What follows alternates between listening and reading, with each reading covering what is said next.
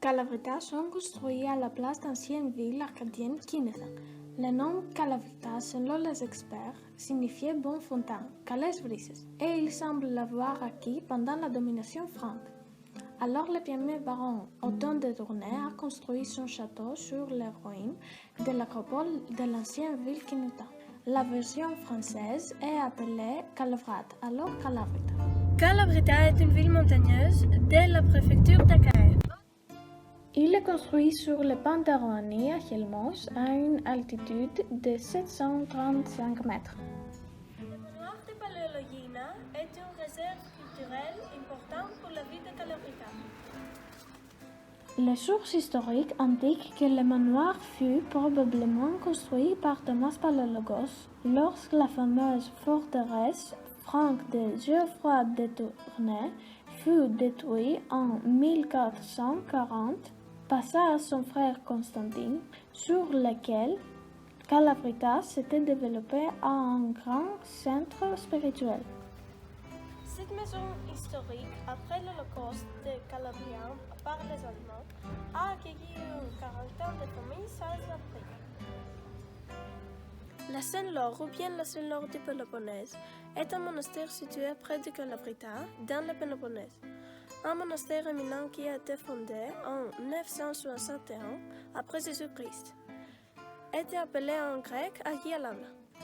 C'est dans la Saint-Laure du Péloponnèse que le 25 mars 1821, la métropole archevêque, Germanos de Patras, aurait béni des insurgés grecs qui avaient prêté serment de combattre pour libérer leur patrie de la domination ottomane. Le 14 décembre 1943, la Saint-Laure a été brûlée et tous les moines ont été exécutés.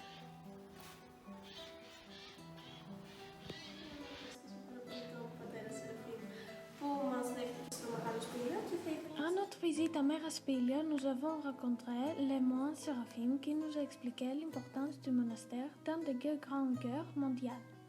Plus précisément, il a remarqué que le monastère a toujours soutenu les luttes de la nation grecque, surtout financièrement. C'est le 8 décembre 1943 quand les Allemands ont exécuté 21 personnes dans le monastère. Meraspilia, ou la Grande Grotte, est un monastère historique de Calavrita, l'un des pèlerinages les plus importants de l'orthodoxie dans le monde grec. Le monastère est considéré comme le plus ancien en Grèce. Il a été construit en 362 après Jésus-Christ. Le monastère a été détruit au moins 4 fois par des incendies. En 840, 1045, 1640 et 1934. En décembre 1943, les troupes nazies ont ravagé le monastère et ils ont exécuté 16 personnes. Encore 9 mois ont été exécutés à la Grande Croix. Calavrita connut le premier combat de la guerre d'indépendance grecque.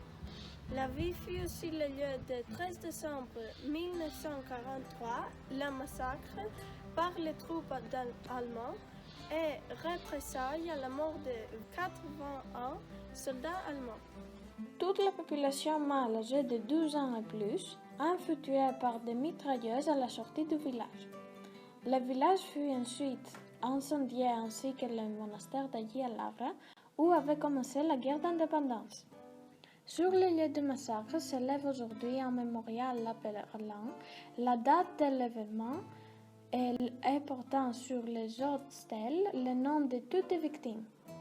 Le dernier des 13 survivants du massacre, Argyris Serlelis, est décédé le 27 février 2005.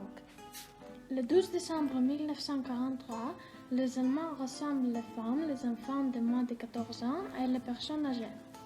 Ils les ont séparés des hommes. Ceux-ci se forment dans l'école et les Allemands ont causé un incendie. Les hommes sont conduits à l'extérieur du village et abattus. Certaines femmes et enfants ont réussi à s'échapper de l'école. Calavrita aujourd'hui attire les touristes, surtout pendant l'hiver, car ils ont l'une des meilleures destinations de tourisme d'hiver en Grèce, surtout à cause du centre de ski. Le centre de ski de Calavrita est l'un des plus grands en Grèce. Destinations notables dans Calavrita sont également des monastères historiques,